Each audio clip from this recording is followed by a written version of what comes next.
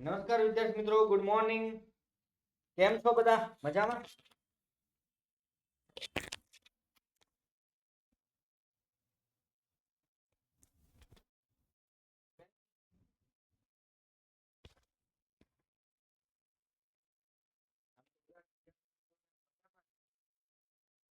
Topic પૂછવી અમારી ફરજ છે.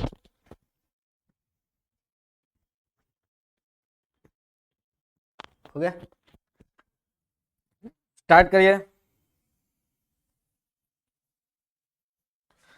ચેપ્ટર નંબર 7, અંકુશ.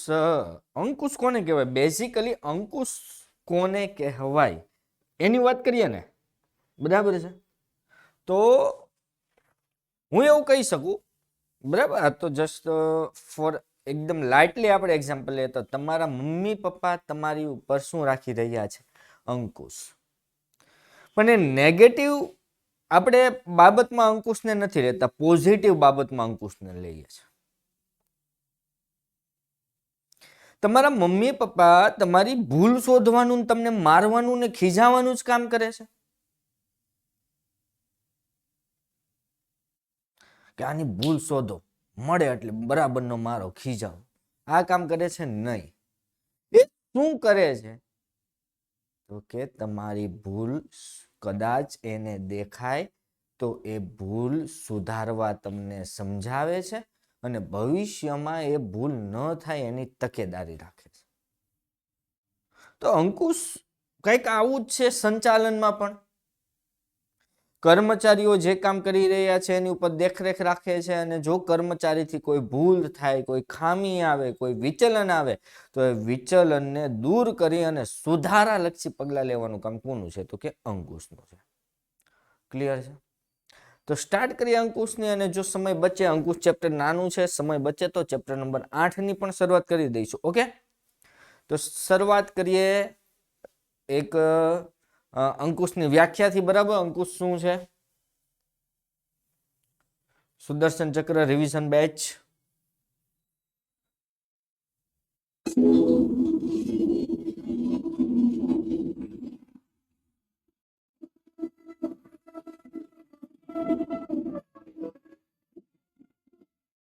ઓકે, ચેપ્ટર નંબર 7, અંકુશ કંટ્રોલિંગ. પહેલા તો છે ને એક વસ્તુ યાદ રાખવાનું કે પ્રસ્તાવનામાંથી કંઈ પૂછાઈ શકે એવું છે કે નહીં. તો ઘણીવાર તમને જ્યારે ટ્વિસ્ટેડ પ્રશ્ન પૂછવાના થતા હોય, ટ્વિસ્ટેડ, ત્યારે પ્રસ્તાવનામાંથી પૂછતા હોય છે. પણ અહીંયા અંકુશવાળી જે પ્રસ્તાવના છે એમાં કોઈ વસ્તુ પૂછવા લાયક લાગતી નથી. ક્લિયર? ઓકે, અંકુશ. અંકુશ કોને કહેવાય? સામાન્ય અર્થમાં અંકુશ એટલે એકમમાં કયા કાર્ય થઈ રહ્યા છે તે નક્કી કરવું.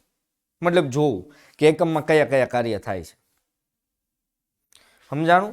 એકમમાં કયા કાર્ય થઈ રહ્યા છે તે નક્કી કરવું. નક્કી કરવું મતલબ જોવું કે ભાઈ એકમમાં કયા કયા કાર્ય થાય છે, કંપનીમાં કયા કયા કાર્ય થાય છે. હવે જે કાર્ય થઈ રહેલા છે એનું મૂલ્યાંકન કરવું. જે કાર્ય થઈ રહ્યા છે એનું શું કરવું? મૂલ્યાંકન, કે કાર્ય બરાબર થાય છે કે નહીં. પેલું કયા કાર્ય થઈ રહ્યા છે એ નક્કી કર્યું. બીજું થયેલા કાર્યનું મૂલ્યાંકન કરવાનું કે એ કાર્ય બરાબર થાય છે ને, એ કાર્યમાં કઈ ભૂલ તો નથી આવતી ને, એ કાર્ય કોઈ બીજી રીતે તો નથી કરતો ને, એનું મૂલ્યાંકન કરવું. અને જો કામમાં કઈ ભૂલ લાગે, જરૂર લાગે તો સુધારાલક્ષી શું લેવાના? પગલાં લેવા, જેથી તમે જે આયોજન કર્યું છે એ પ્રમાણે કામ થઈ શકે અને ધ્યેય સિદ્ધ થઈ શકે. એને કહેવાય અંકુશ. ખબર પડી? અંકુશની વ્યાખ્યા છે.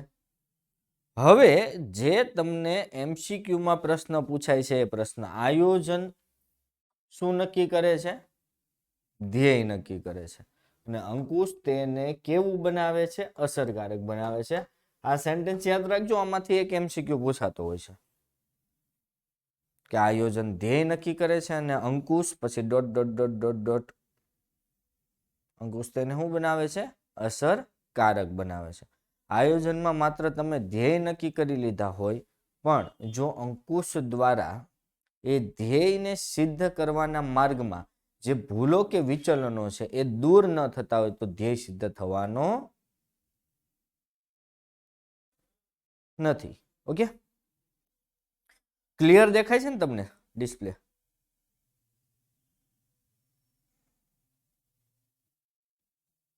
ઓકે, હેનરી ફેયોલની વ્યાખ્યા તમે જુઓ. હેનરી ફેયોલ શું કહે છે?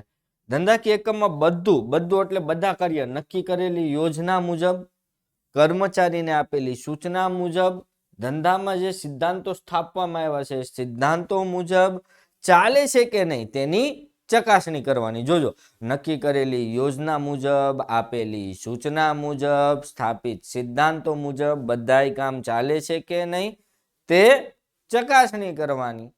એનો અંકુશમાં સમાવેશ થાય છે. બરાબર? અંકુશનો હેતુ શું છે? ભૂલો અને નબળાઈઓ શોધવાનો છે. કામમાં જે ભૂલો થઈ રહી છે, નબળાઈઓ આવી રહી છે, ભૂલ અને નબળાઈ શોધવાનો હેતુ છે, જેથી ભૂલો અને નબળાઈઓને આપણે સુધારી શકીએ.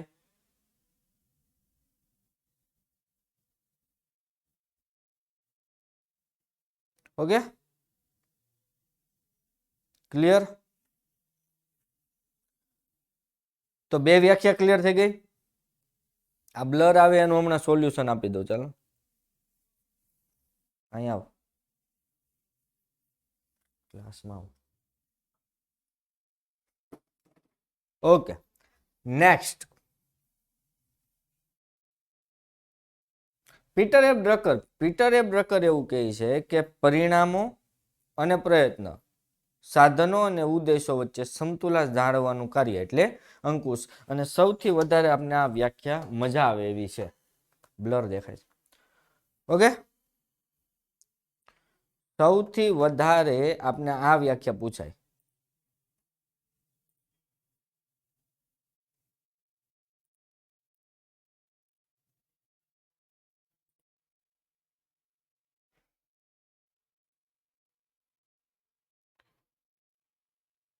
થઈ ગયું?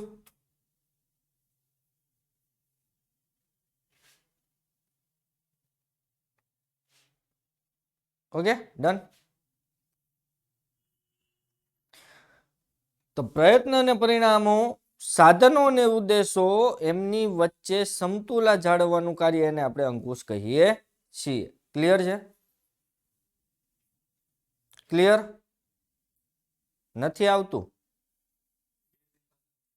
બેગ એક કામ કરો, ક્લાસમાંથી બેગ જઈને પાછા આવો. બેગ જઈને પાછા આવશો ને એટલે આવી જશે.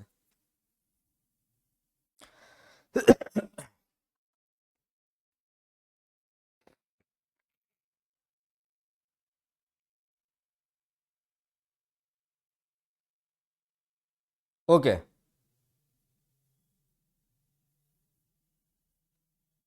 થઈ ગયું હવે clear? Yes or no? Clear? આવી ગયું? ક્લિયર? યસ? ચાલો બધા રિપ્લાય આપો ફટાફટ. બ્લેક દેખાય છે?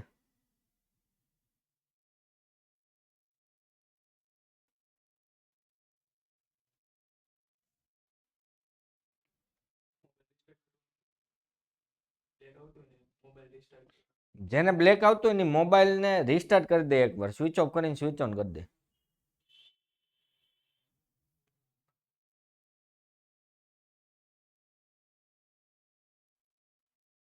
ઓકે,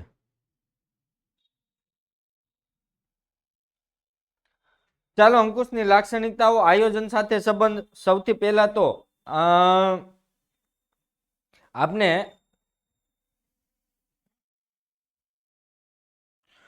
અંકુશની લાક્ષણિકતા ચાવી બરાબર છે ને?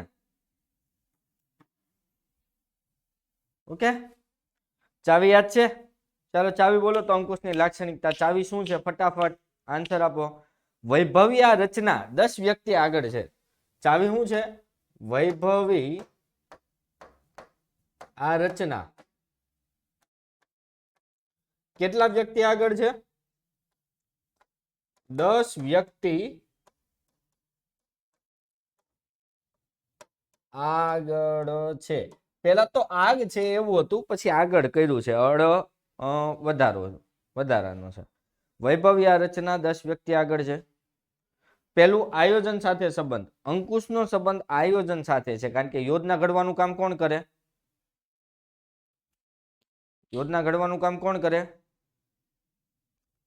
આયોજન. અને યોજના પ્રમાણે કામ થાય છે કે નહીં જોવાનું કાર્ય કોણ કરે? અંકુશ. મતલબ આયોજન કોની સાથે જોડાયેલું છે, સંકળાયેલું છે એવું આપણે કહી શકીએ? સોરી, અંકુશ કોની સાથે જોડાયેલું છે એવું આપણે કહી શકીએ? આયોજન સાથે. બરાબર ને? બીજું, દરેક સપાટીએ થતું કાર્ય. એવું નથી કે અંકુશ માત્ર તળ સપાટીએ જ જોવા મળે. દરેક સપાટીએ અંકુશનું કાર્ય જોવા મળે ને મળે જ. બરાબર. દરેક સપાટીએ અધિકારીઓ એના કર્મચારી ઉપર અંકુશ રાખતા જ હોય. ઉચ્ચ સપાટી કોની ઉપર અંકુશ રાખે? ઉચ્ચ સપાટી છે એ કોની ઉપર અંકુશ રાખે? મધ્ય સપાટી ઉપર.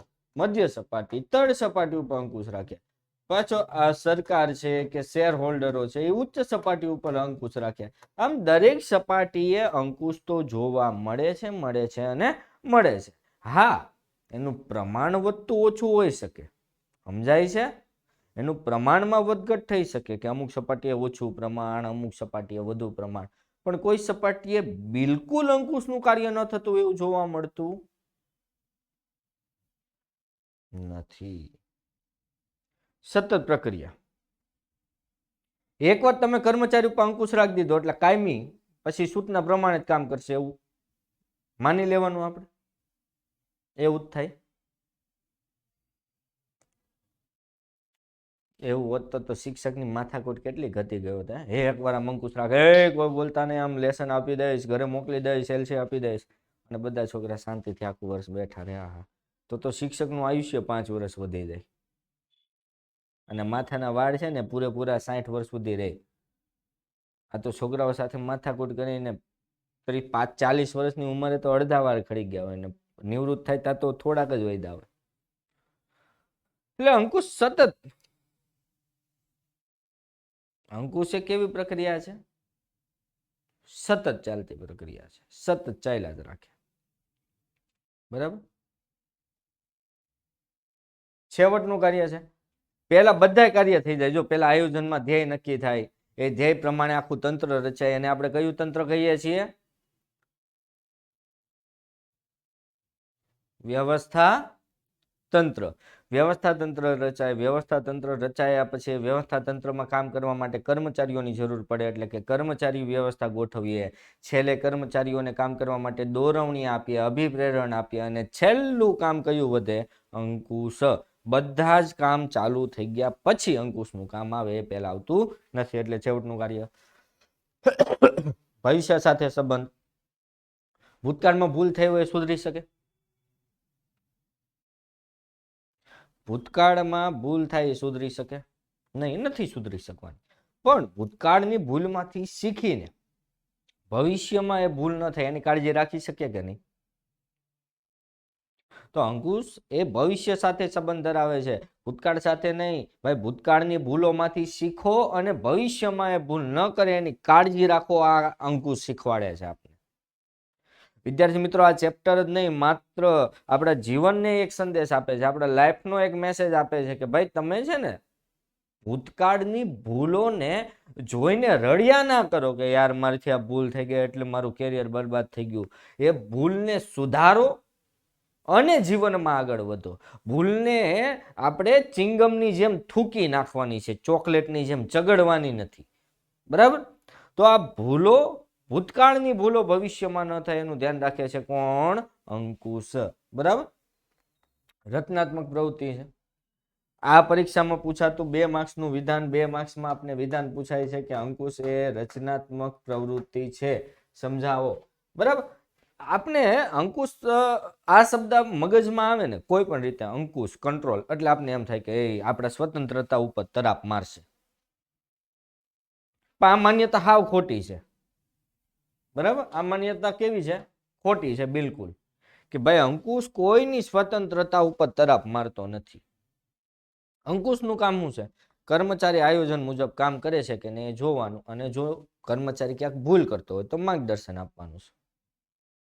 તો કોઈની ભૂલ સુધારવી, કોઈને ભૂલ સુધારવા માર્ગદર્શન આપવું, એ પોઝિટિવ હકારાત્મક રચનાત્મક છે કે નકારાત્મક છે?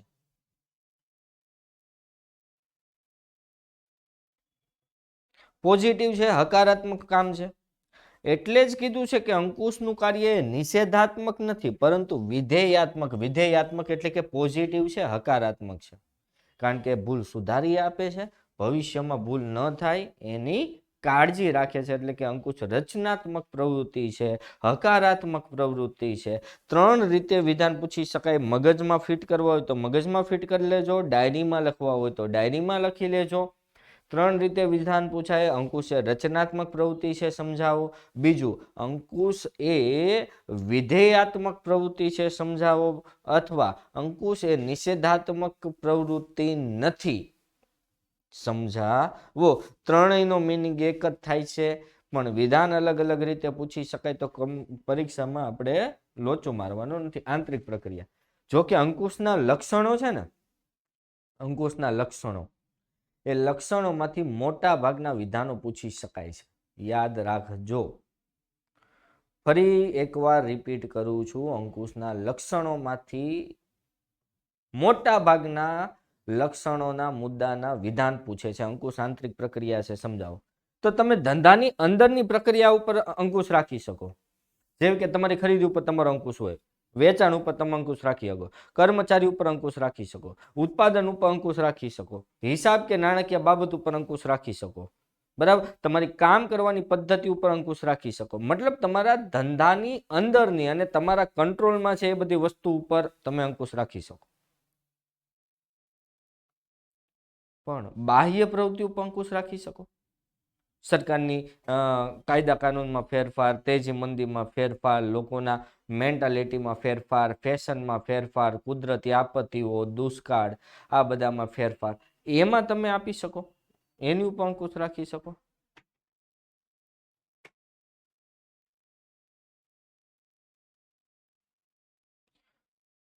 બોલો તમે. ફરી એકવાર કહું, જો હું છે, હું અમુક વસ્તુ એવી છે એની ઉપર હું અંકુશ રાખી શકું. ફોર એક્ઝામ્પલ, ક્લાસના ટાઈમિંગ ઉપર થોડોક મારો અંકુશ છે.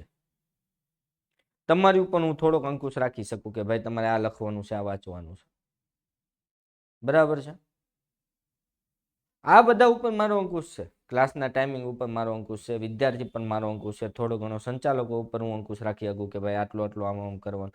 ટેકનિકલ ટીમ ઉપર હું અંકુશ રાખી શકું છું, કારણ કે એ બધી આંતરિક બાબત છે. પણ હું આ ઇન્ટરનેટ ઉપર અંકુશ રાખી શકું, નહીં બગડતો, મારા લેક્ચરમાં તારું ઇન્ટરનેટ ના બગડવું છે, અંકુશ રહે. સિસ્ટમ ઉપર અંકુશ રાખી શકું, એ સિસ્ટમ કમ્પ્લીટ ચાલવી જોઈએ, આજની જેમ લોચા ના આવવા જોઈએ, રે અંકુશ. કારણ કે બાહ્ય પરિબળો છે. લાઇટ, ઇલેક્ટ્રિસિટી, કયું પરિબળ? બાહ્ય પરિબળ. મારો અંકુશ ના ચાલે, એ નહીં જતી એટલે ના જ જાય, એવું ના બને. એટલે આંતરિક પ્રક્રિયા અંકુશ એટલે માત્ર તમે તમારા ધંધાની અંદરની બાબત ઉપર અંકુશ રાખી શકો, બહારની બાબત ઉપર અંકુશ રાખી શકતા નથી. ગતિશીલ પ્રક્રિયા, ગતિશીલ એટલે ઝડપી પ્રક્રિયા છે. જેમ આયોજન છે પરિવર્તનશીલ છે કે જડ છે? આયોજન કેવું છે? પરિવર્તનશીલ છે કે જડ છે?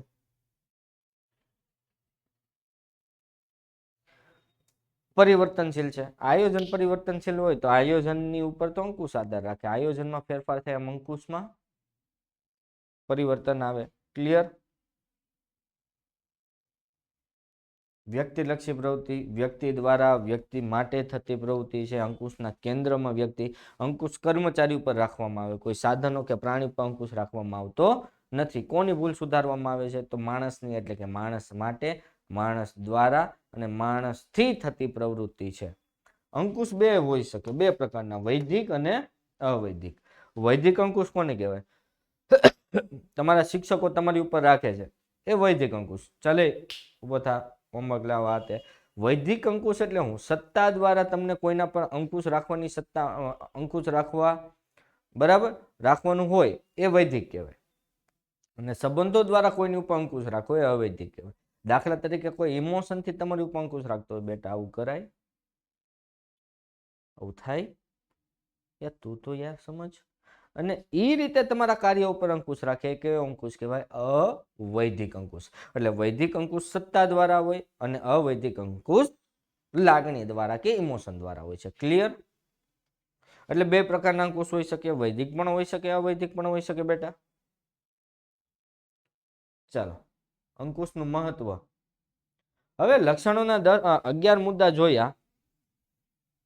અંકુશના લક્ષણોના 11 મુદ્દા જોયા, 10-11 મુદ્દા. પણ એક વસ્તુ યાદ રાખજો બેટા, આપને અંકુશના લક્ષણો જણાવો એવું પૂછે ને તો 3 થી 4 મુદ્દા જ લખવાના.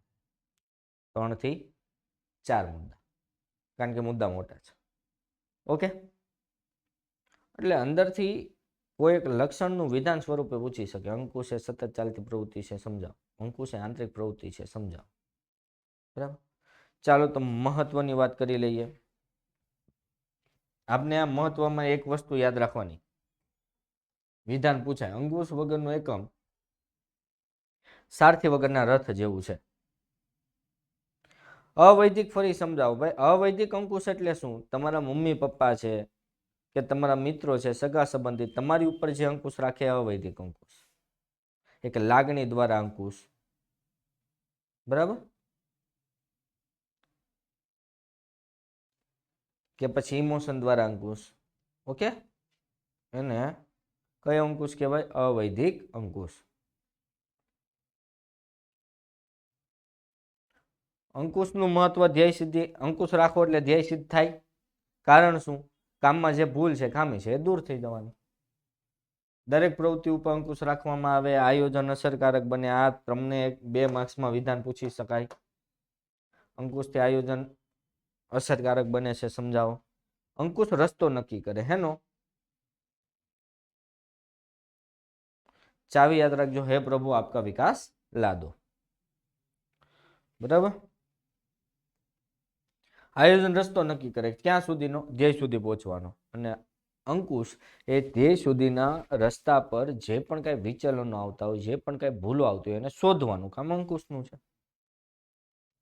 કાર્યનું મૂલ્યાંકન. અંકુશ દ્વારા કાર્યનું મૂલ્યાંકન થાય. કોણે કયું કાર્ય કર્યું, ક્યારે કર્યું, કેવી રીતે કર્યું, એનું મૂલ્યાંકન થાય. દાખલા તરીકે તમને કહું કે ભાઈ નક્કી કરેલા ધોરણો છે કે 500 વસ્તુનું ઉત્પાદન કરવાનું, કોઈ 450 વસ્તુનું ઉત્પાદન કર્યું, તો આપણે એના કાર્યનું મૂલ્યાંકન કરી શકીએ કે ભાઈ એને ધોરણો પ્રમાણેનું કાર્ય કર્યું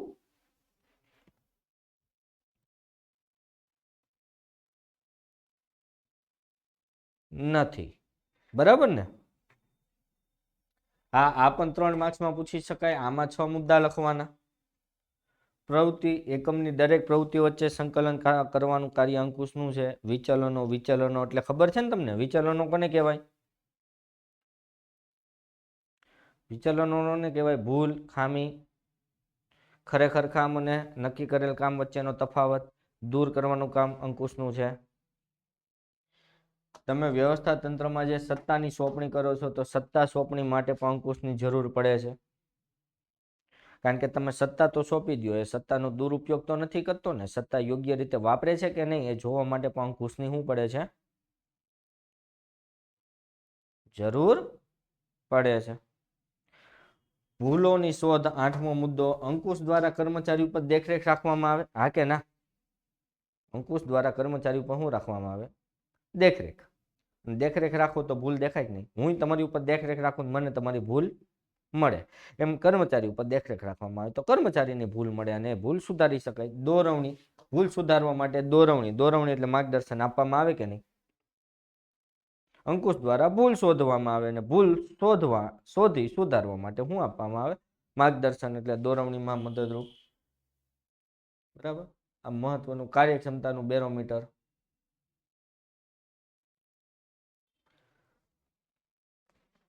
અંકુશનું કાર્ય જેટલું યોગ્યતાથી થાય એટલી કાર્યક્ષમતા વધે. કાર્યક્ષમતાનું બેરોમીટર. આ પણ આપને 1 માર્ક્સના MCQમાં પૂછાય છે અને 2 માર્ક્સના વિધાનમાં પણ પૂછાય છે કે અંકુશ એ કાર્યક્ષમતાનું બેરોમીટર છે, સમજાવો. હવાનું દબાણ માપવાનું એકમ મશીન આવે એને બેરોમીટર કહેવાય. અમુકને હું પૂછું ને બેરોમીટર એટલે હું, તો કે સાંભળવાનું મશીન, ઓલા બેરા લોકો હોય ને, બેરા લોકો, એને સાંભળવાનું મશીન, એને બેરોમીટર કહેવાય.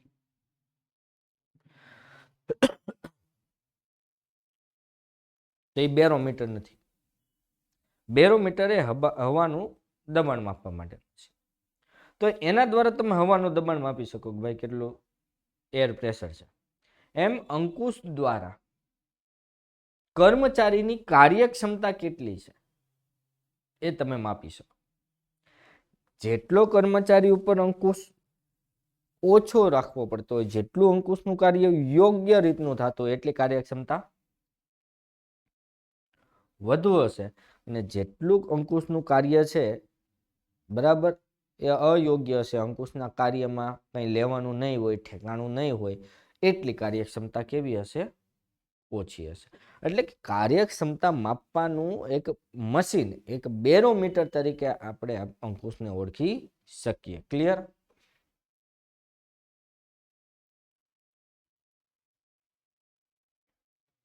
ચાલો, આ 4 વિધાનો પરીક્ષામાં પૂછાતા મહત્વના વિધાનો. એમાં સૌથી મહત્વનું વિધાન છે આ 3 માર્ક્સમાં કે 2 માર્ક્સમાં પૂછી શકાય કે આયોજન અને અંકુશ એક સિક્કાની બે બાજુ છે. લગભગ મોટા ભાગની પરીક્ષામાં આવા વિધાનો જોવા મળે છે. આ મારો અનુભવ છે. બરાબર, કે આયોજન અને અંકુશ એક સિક્કાની બે બાજુ. અને આ પહેલું વિધાન તમે જોવો ને પછી બીજું, ત્રીજું, ચોથું, પાંચમું બધા વિધાન તમને એમને યાદ રહી જાય. જોડિયા બાળકો છે, એક સિક્કાની બે બાજુ છે. બરાબર, બે રીતનો પ્રશ્ન પૂછાય. બે જોડિયા બાળકો કે તો એ આવશે, એક સિક્કાની બાજુ કે તો એ આવશે. ઓકે, તો સંચાલનના 5 કાર્ય, એમાં સૌથી વધુ મહત્વનું આયોજન અને અંકુશ. આયોજન પહેલું કાર્ય, અંકુશ છેલ્લું કાર્ય. આટલું તો તમને આવડે છે. આયોજનમાં જે ભૂલ છે એ ભૂલ શોધવાનું કામ, સુધારો કરવાનું કામ કોનું? આયોજનમાં જે ભૂલ છે, જે વિચલનો છે, જે ખામી છે, એને શોધવાનું ને સુધારવાનું કામ અંકુશનું છે. એટલે કે આયોજનની સફળતાનો આધાર અંકુશ ઉપર છે એવું કહી શકાય કે ભાઈ અંકુશ છે તો આયોજન સફળ છે. પણ બીજી બાજુ એક વસ્તુ જુઓ, અંકુશ છે તો આયોજન સફળ છે, બીજી બાજુ આયોજન છે તો અંકુશ છે. આયોજન વગર અંકુશનું અસ્તિત્વ છે? કારણ કે આયોજન ન કરવામાં આવ્યું તો અંકુશની કોઈ જરૂર જ નથી. એટલે કે એટલા માટે આપણે કહી શકીએ કે આયોજન અને અંકુશ એક સિક્કાની બે બાજુ છે. આયોજનની સફળતા માટે અંકુશ જરૂરી છે, અને અંકુશ રાખવા માટે પહેલા આયોજન કરવું જરૂરી છે. સમજાય છે હું બેટા હું જે કહું છું એ? બસ આ બે લીટી યાદ રાખી લીધી, આખું વિધાન યાદ રહી ગયું.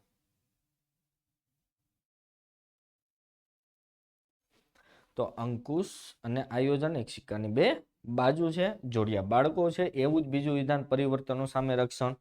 2 માર્ક્સમાં આ વિધાન પણ મોસ્ટ આઈએમપી પરીક્ષામાં આપને પૂછાય. અંકુશ પરિવર્તનો સામે રક્ષણ કઈ રીતે આપે છે?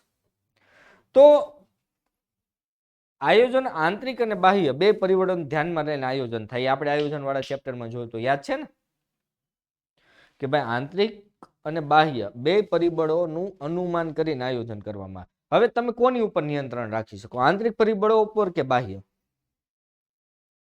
કયા પરિબળો પર નિયંત્રણ રાખી શકો તમે? જલ્દી ફટાફટ આન્સર જોઈએ, કારણ કે હજી આપણે ઘણું બધું ભણવાનું છે. આંતરિક, બાહ્ય પરિબળો પર નિયંત્રણ રહે. તો જે બાહ્ય પરિબળો છે, જેવા કે તેજી મંદી છે, સરકારના કોઈ નીતિ નિયમમાં ફેરફાર છે, લોકોની ફેશન કે ટેવમાં ફેરફાર છે, કાચા માલની અછત છે, બરાબર, કોઈ પૂર, ધરતીકંપ, વાવાઝોડું એવી કુદરતી આપત્તિ છે, આ બધા બાહ્ય પરિબળો છે. એની ઉપર કોઈનું અંકુશ છે નહીં. તો આ બધા બાહ્ય પરિબળોને સમજીને તમારા ધંધામાં સુધારાલક્ષી પગલાં લેવા માટે શું જરૂરી બને છે? અંકુશ જરૂરી બને છે. બરાબર, કારણ કે બાહ્ય પરિબળોમાં ફેરફાર થાય એમ તમારા ધંધામાં પણ ફેરફાર કરવો પડે, સુધારાલક્ષી પગલાં લેવા પડે કે નહીં? બાહ્ય પરિબળોમાં પરિવર્તન થયું એમ તમારા ધંધામાં પણ પરિવર્તન થવું જોઈએ, તમારા ધંધામાં પણ ફેરફાર થવા જોઈએ, સુધારાલક્ષી પગલાઓ લેવા જોઈએ. અને આ સુધારાલક્ષી પગલાઓ લે છે કોણ? અંકુશ લે છે. એટલે કે અંકુશ તમને બાહ્ય પરિવર્તન સામે રક્ષણ પૂરું પાડે છે. બાહ્ય પરિવર્તનો સામે તમારા ધંધાકીય એકમને એક રક્ષણ પૂરું પાડતું કાર્ય કરતું અંકુશ છે. ત્રીજું અને મહત્વનું છે, અંકુશ માટે આયોજન પૂર્વ શરત. હવે બે છે ને એક જ લાગશે. ધ્યેય સિદ્ધ કરવા આયોજન થાય, યસ ઓર નો? ધ્યેય સિદ્ધ કરવા શું થાય? જોજો, એક સિમ્પલ હું તમને કહું છું એ રીતે સમજો. ધ્યેય સિદ્ધ કરવા માટે શું થાય? આયોજન. ક્લિયર? જોજો, પહેલી વસ્તુ ધ્યેય સિદ્ધ કરવા આયોજન થાય. આયોજન મુજબ કામ થાય છે કે નહીં જોવાનું કાર્ય કોનું? અંકુશનું. આ બે લીટી પૂરી થઈ ગઈ. ધ્યેય નક્કી કરવાનું કામ આયોજનનું, આયોજન પ્રમાણે કામ થાય છે કે નહીં એ જોવાનું કાર્ય અંકુશનું. આ બે લીટી પૂરી, જોઈ લ્યો. છે કઈ? આખો બંધ કરીને લખી નાખ્યો. તો અંકુશને જે આયોજનમાં ધોરણો નક્કી થયા છે એની સાથે સરખાવી વિચલનો શોધી સુધારાત્મક પગલાં લે છે. કોણ? અંકુશ.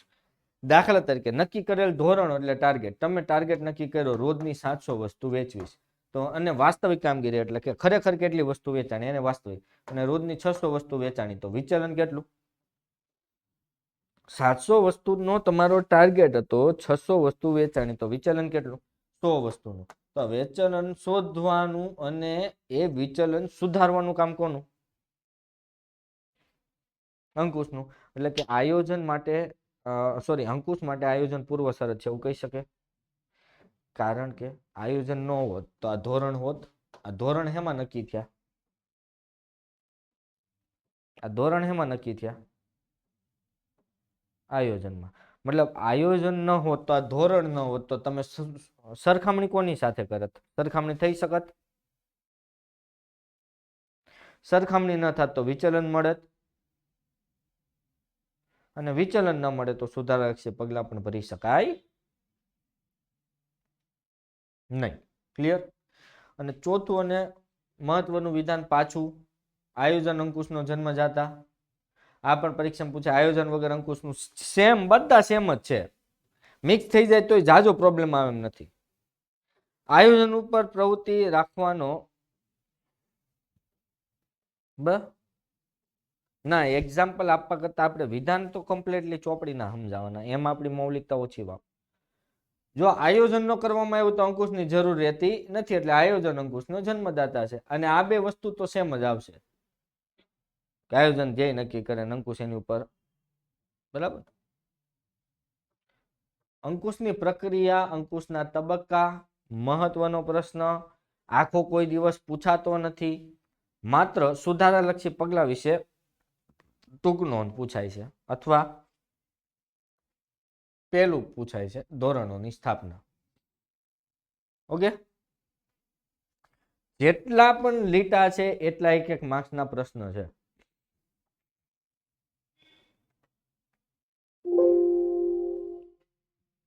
બરાબર?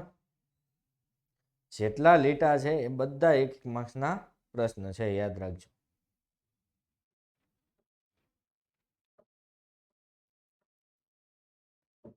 ચાલો, અંકુશના તબક્કા. ચાવી છે ધોમા કાચશો. પહેલું, અંકુશની પ્રક્રિયાનો પ્રથમ તબક્કો ધોરણોની સ્થાપના. પરીક્ષા પૂછાતો એક માર્ક્સનો પ્રશ્ન. જોજો, બધા એક માર્ક્સના જ છે. હું તમને કહું આ ફરજિયાત કરી જ નાખજો. ધોરણોની સ્થાપના. ધોરણોને પ્રમાણો તરીકે પણ ઓળખાવી શકાય. એક માર્ક્સનો પ્રશ્ન. એક માર્ક્સના કેટલા પ્રશ્ન થયા? 2. પહેલો પ્રશ્ન આપણે પૂછે, અંકુશની પ્રક્રિયાનો પ્રથમ તબક્કો કયો છે? ધોરણોની સ્થાપના. બીજું, ધોરણોને હેના તરીકે ઓળખાવી શકાય? પ્રમાણો તરીકે ઓળખાવી શકાય. ધોરણો એ શું છે? ત્રીજો પ્રશ્ન, ધોરણો એ શું છે? ધોરણો એ શું છે?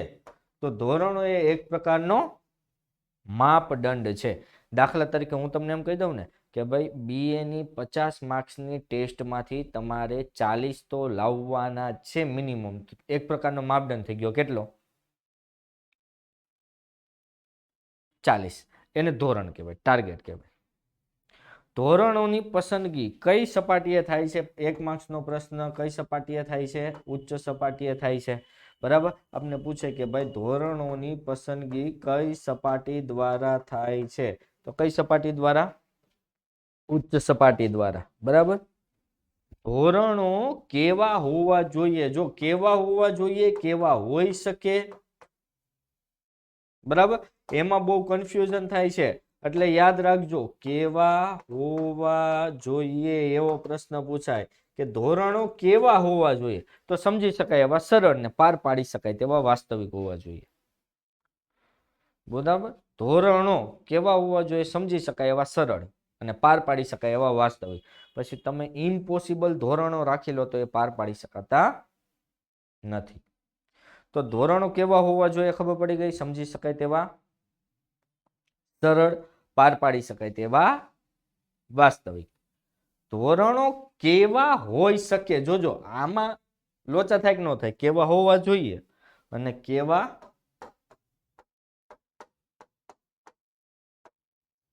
હોઈ શકે એવું પૂછાય. તો ધોરણો સંખ્યાત્મક અને ગુણાત્મક બે હોઈ શકે. જો સંખ્યાત્મક ધોરણ કોને કહેવાય, ગુણાત્મક ધોરણ કોને કહેવાય એની આપણે વાત કરી લઈએ કે સંખ્યાત્મક ધોરણો કોને કહેવાય, ગુણાત્મક ધોરણો કોને કહેવાય. સંખ્યાત્મક ધોરણો વેચાણમાં 5000 વસ્તુનો વધારો થવો જોઈએ, આ કયું ધોરણ કહેવાય, સંખ્યાત્મક. જેને સંખ્યામાં માપી શકાતો એને સંખ્યાત્મક, અને જેને સંખ્યામાં માપી ન શકાતો એ ગુણાત્મક. તો ધોરણો બે પ્રકારના હોઈ શકે, સંખ્યાત્મક અને ગુણાત્મક. ઓકે, તો વેચાણમાં 5000 વસ્તુનો વધારો કરવો એ કયું ધોરણ, સંખ્યાત્મક. બીજું, નફામાં 30% વધારો કરવો કયું ધોરણ, સંખ્યાત્મક. નફામાં 30% વધારો કરવો સંખ્યાત્મક. પણ હું એમ કહું, કર્મચારીની વર્તણૂકમાં સુધારો થવો જોઈએ, આ એક મેં ધોરણ નક્કી કર્યું. કેવું ધોરણ, ગુણાત્મક. માપી શકાય વર્તણૂક 2 કિલો સુધરી, 5 કિલો સુધરી. એકમની પ્રતિષ્ઠા વધવી જોઈએ કયું ધોરણ, ગુણાત્મક.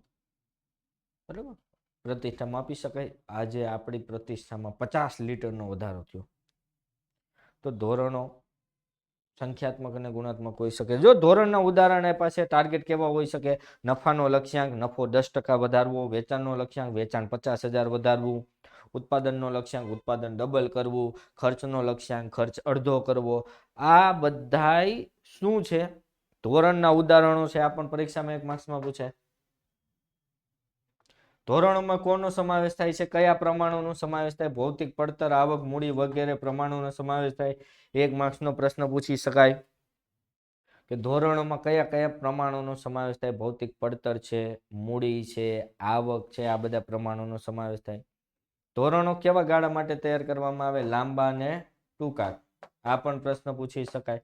એટલે કે આમાંથી 1 માર્ક્સનો પ્રશ્ન પૂછાવાની શક્યતાઓ વધારે છે, અને આખું ધોરણોની સ્થાપના 3 માર્ક્સમાં પૂછી શકાય. ચાલો, ધોરણો તો સ્થાપી દીધા, હવે માહિતીનું સંપાદન કરવું પડે કે તમે જે ટાર્ગેટ નક્કી કર્યો એ પ્રમાણે કામ થાય છે કે નહીં, એની માહિતી ભેગી કરવી પડશે કે નહીં. હા કે ના, કે મેં ટાર્ગેટ આપી દીધો, ચાલો બેટા રોજે બધાએ 500 વસ્તુનું વેચાણ કરવાનું છે. હવે 500 વસ્તુનું વેચાણ કરવાનું છે, ટાર્ગેટ આપી દીધો, મારું કામ પૂરું થઈ ગયું. अपना क्या है, अपने तो सब काम होप दिया है. એવું તો છે નહીં. 500 વસ્તુનું વેચાણ કરવાનું એવું કર્મચારીને કહી દીધું. હવે એ કર્મચારી એ વેચાણ કરે છે કે નહીં, કોને કેટલું વેચાણ કર્યું એની માહિતી મારે એકઠી કરવી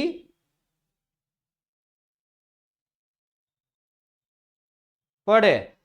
તો માહિતી 3 રીતે એકઠી થાય. એક તો અંગત નિરીક્ષણ, દરેક કર્મચારીનું નિરીક્ષણ કરો. હાલે ભાઈ તે કેટલું ઉત્પાદન કર્યું, તે કેટલું વેચાણ કર્યું, હાલે ભાઈ તે કેટલું, અંગત રીતે પર્સનલી. બીજું મૌખિક અહેવાલ, દરેક કર્મચારીનો મૌખિક અહેવાલ લેવાનો, બોલાવી. અને લેખિત અહેવાલ, લેખિતમાં કર્મચારી પાસેથી કેટલું કામ કર્યું એમ મંગાવવાનું. માહિતી કેટલી રીતે મળે,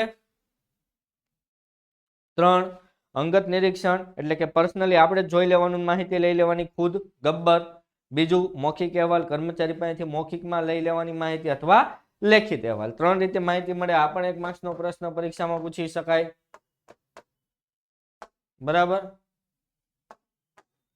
ત્રીજું, કામગીરીનું માપન. પૂર્વ નિર્ધારિત તમે ધોરણો છે એ પ્રમાણે કામ થાય છે કે નહીં જાણવા કામગીરીનું માપન કરવું પડે. માપન પણ બે રીતના, સંખ્યાત્મક ને ગુણાત્મક, બરાબર. આપને પરીક્ષામાં પ્રશ્ન પૂછાય છે 1 માર્ક્સમાં કે કામગીરીનું માપન શા માટે કરવું પડે? તો પૂર્વ નિર્ધારિત ધોરણો પ્રમાણે કામ થાય છે કે કેમ એ જાણવા કામગીરીનું માપન કરવું પડે. તો ત્રીજો મુદ્દો ખબર પડી ગઈ.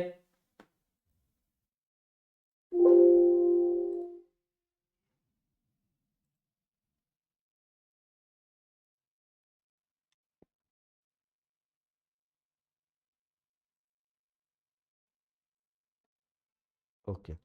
ચોથો મુદ્દો, સ્થાપિત ધોરણોની ખરેખર કામગીરી સાથે થયેલ કામગીરી સાથે સરખામણી. હવે તમે યાદ રાખજો, દાખલા તરીકે મેં ધોરણ સ્થાપ્યું છે 5000 વસ્તુનું વેચાણ કરવાનું. હું ધોરણ સ્થાપ્યું છે 5000 વસ્તુનું વેચાણ કરવાનું. તો એની સાથે ખરેખર કામગીરીને સરખાવવાની. તો ખરેખર કામગીરી છે એ સરખાવવાની છે, જેથી તમને ખબર પડશે કે ભાઈ તમે જે ધોરણ નક્કી કર્યું છે, ધોરણ સિદ્ધ થયું છે કે નથી થયું છે, તો કેટલા પ્રમાણમાં સિદ્ધ થયું છે એ જાણવા માટે. એટલે કે આ ધોરણ સાથે ખરેખર કામગીરીની શું કરવામાં આવે? સરખામણી. અને આ સરખામણી કરો એટલે તમને 3 પ્રકારની સિચ્યુએશન જોવા મળે. કેટલા પ્રકારની સિચ્યુએશન જોવા મળે? 3. જો આ બેની સરખામણી કરતા વિચલન જણાય તો સુધારાલક્ષી પગલા લેવાના. વિચલન ન જણાય તો સુધારાલક્ષી પગલા લેવાના નથી. તો 4 સ્ટેપે જ અંકુશનું કાર્ય પૂરું થઈ જશે. દાખલા તરીકે 5000 વસ્તુનું વેચાણનો તમે ધોરણ નક્કી કર્યું અને 5000 વસ્તુ વેચાણી, તો વિચલન કેવું છે અહીંયા? બિલકુલ શૂન્ય છે. અને શૂન્ય વિચલન હોય તો સુધારાલક્ષી પગલા લેવાની જરૂર છે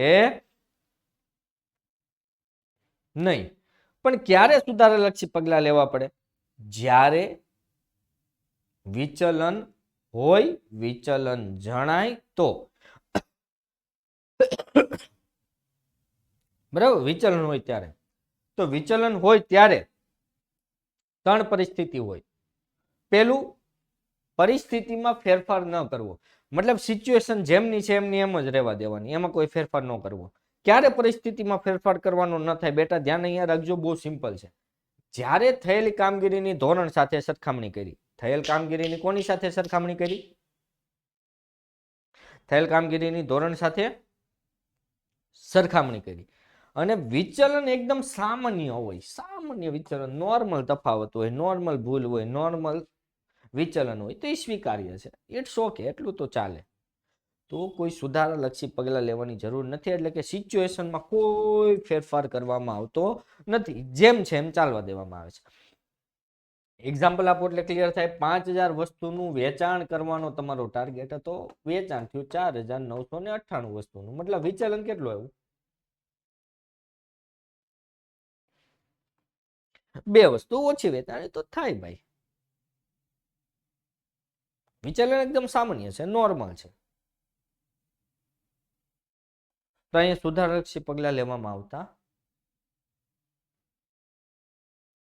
નથી. મતલબ જે પરિસ્થિતિ છે, જે પરિસ્થિતિમાં કર્મચારીઓ કામ કરે છે, પરિસ્થિતિ એમની એમ જાળવી રાખવામાં આવે છે, સાચવી રાખવામાં આવે છે. પરિસ્થિતિમાં કોઈ પણ જાતનો ફેરફાર કરવામાં આવતો નથી.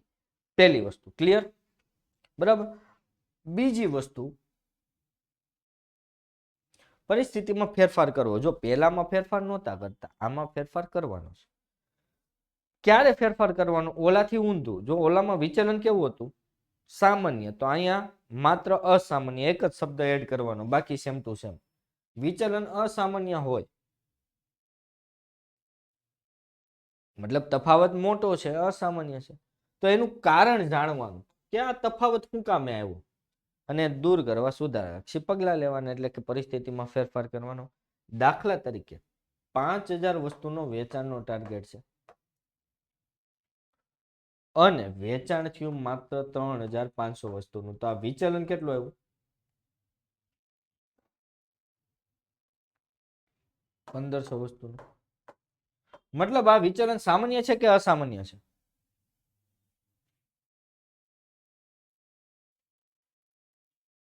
અસામાન્ય. તો આ વિચલન ચાલે નહીં. તો આ 1500 વસ્તુનું વેચાણ શા માટે ઓછું થયું? વાય, શા માટે? એનું કારણ જાણવાનું. 1500 વસ્તુનું વેચાણ ઓછું થયું તો શા માટે થયું એનું કારણ જાણવાનું. અને કારણ જાણ્યા પછી એ કારણને દૂર કરવા માટે સુધારાલક્ષી પગલાં લેવા. દાખલા તરીકે આ 1500 વસ્તુનું વેચાણ ઓછું થયું એનું કારણ એ હતું કે કર્મચારીને સવારના 9 થી સાંજના 6 કામ કરવાનું હતું. એની જગ્યાએ કર્મચારી સવારના 10 થી સાંજના 4 વાગ્યા સુધી જ કામ કરતો હતો. એટલે વેચાણ ઓછું થયું છે 1500 વસ્તુનું. કારણ મળી ગયું. તો આ કારણને દૂર કરવા સુધારાલક્ષી પગલાં લેવાના. કર્મચારીને બોલાવીને કહી દેવાનું, એટલે ભાઈ 9 થી 6 કામ કરવું હોય તો રહેજો, બાકી આવજો, તમારી કોઈ જરૂર છે નહીં. સુધારાલક્ષી શું લેવા પડે? ફેરફાર. એટલે કે પરિસ્થિતિમાં ફેરફાર કરવો પડે. વર્તમાન પરિસ્થિતિ શું હતી? 10 થી 4 કામ કરતા હતા, એમાં ફેરફાર કરીને આ કરવી પડે. ક્લિયર?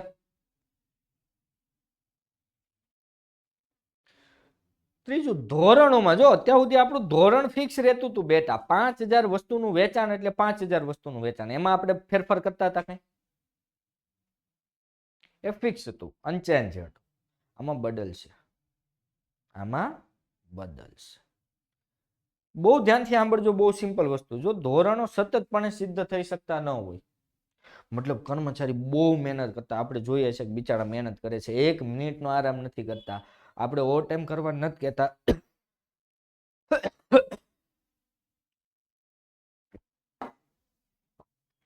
તોય કર્મચારી 1-1 કલાક સ્વેચ્છાએ વધારે કામ કરે છે, બહુ મહેનત કરે છે, તો પહેલા વર્ષે ધોરણ સિદ્ધ નથી થતું.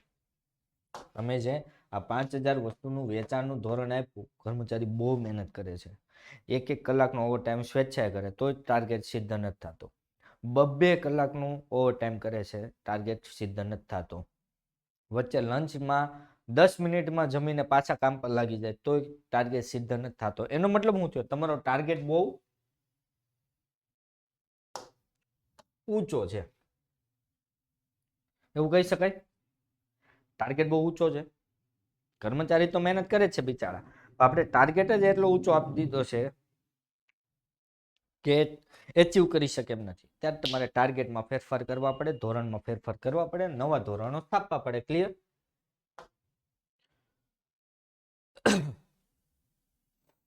બીજું, જો સ્થાપિત ધોરણો કરતા વધુ સારા પરિણામો મળે તો એનો મતલબ ધોરણો નીચા છે એવો અર્થ નીકળે. ત્યારે પણ ધોરણોમાં ફેરફાર કરવામાં આવે. દાખલા તરીકે મેં 5000 વસ્તુનું વેચાણનું ધોરણ આપ્યું છે અને કર્મચારીઓ એકદમ ઇઝીલી રમતા રમતા, એ લંચ ટાઈમ પછી ગપ્પા મારતા મારતા અને વાતો કરતા કરતા શાંતિથી કામ કરે, તો 5000નું ઇઝીલી ટાર્ગેટ એચીવ કરી નાખે છે. એનો મતલબ શું થયો? મેં જે ટાર્ગેટ આપ્યો એ કેવો છે? નીચો છે. અને નીચો છે તો મારે શું કરવું પડે? ટાર્ગેટ સુધારીને